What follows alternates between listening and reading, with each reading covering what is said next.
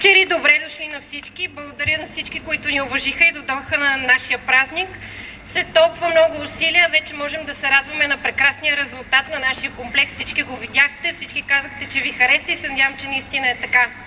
Но за да стигнем до тук, минахме един доста дълъг път. Преди всичко искам да благодаря на Unicredit Bank, които повярваха в нас, господин Хампарцумян, господин Казини, господин Амадей, който е тук с нас, и специалните усилия на Мартин Гиков, на Евелина Начева, на Петя Петкова, които направиха възможно днешното събитие. Естествено на фирма Planex, господин Христо Димитров и целият екип на Златин Харбалив, който се пребори всичко да стане в последния момент за откриването по най-добрия възможен начин.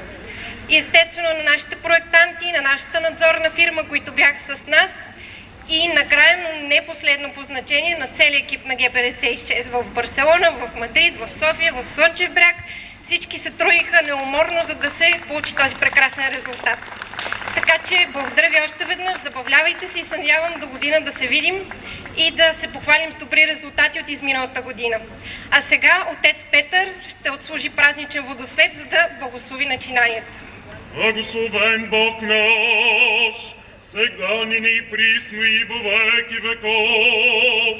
Амин. Бог Господ яви се нам, благословен гради во име Господне.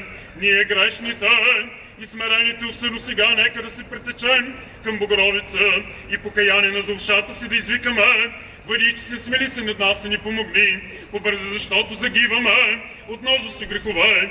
Ни връщай празни Твоите ръби, защото Тебе зеничка надежда имаме. Богородица, ние недостойните няма да мъкнем да говорим за Твоите сили, защото ако Ти не би приставал да се молиш за нас, кой ли би ни избавил толкова беди, кой ли би ни запазил до сега свободни, бъди, че ние няма да отстъпим от Тебе, защото Ти винаги спасяваш Твоите ръби от всякакви злини. На Тебе подобава слава, чест, поклонение, на Отца и Сина и Светия Дух, сега винаги и во веки веков. Амин. С благодата на Пресветия Дух, чрез поръсването с тая светена вода се освещава и благославя в името на Отца и Сина и Светия Дух. Амин. И във всем благо и поспешение подаш, Господи, всех молящи се с нами и сохрани на много лета. Но